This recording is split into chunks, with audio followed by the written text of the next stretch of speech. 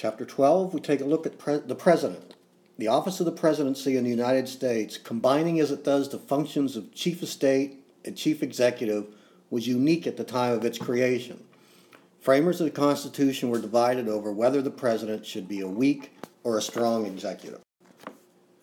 The requirements for the office of presidency are outlined in Article 2, Section 1 of the Constitution.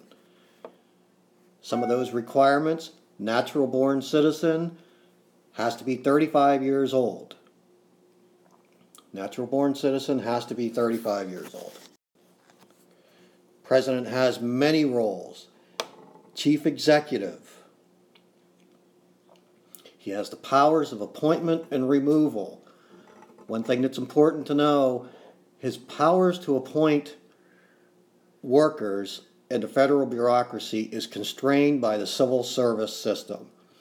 While the president heads the federal bureaucracy made up of 2.2 million civil service employees, most of the employees are civil service servants who gain employment through merit rather than presidential appointment. The president is responsible for selecting high-ranking, unelected officers of the government. As a result of the civil service system, the number of political appointments is a small part of the total number of government employees.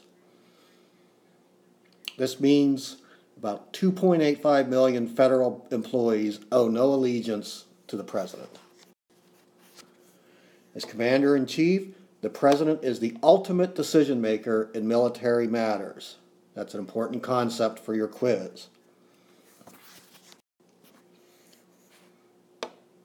As chief diplomat, the president recognizes foreign governments, negotiates treaties, signs agreements, and nominates and receives ambassadors. The president's role of chief legislator includes recommending legislation to Congress, lobbying for the legislation, approving laws, and exercising the veto power. For example, the president gives a State of the Union message to Congress each year. The speech is used to outline the president's legislative agenda. It's also a speech to the world. People pay attention to it, required by the Constitution. The president also has the power to say no to legislation. He can veto legislation, but it's also important to know even the president's threat of a veto, even the president's threat of a veto can influence the political process.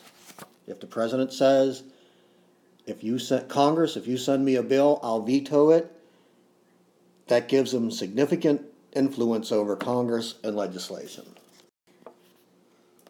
The president also is the party chief. He's a super politician, the head of the political party. Brief chart on popularity of modern presidents. Take a moment when you can to review it. You'll see presidents generally come in to office popular. They may see an increase in their popularity for a time, but when they leave office, they are generally not as popular as they were when they came into office. Some of the other powers the president has: executive privilege.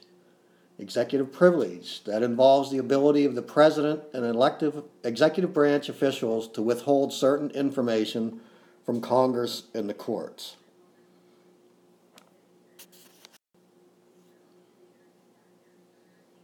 The president receives assistance from the cabinet and from the executive office of the cabinet.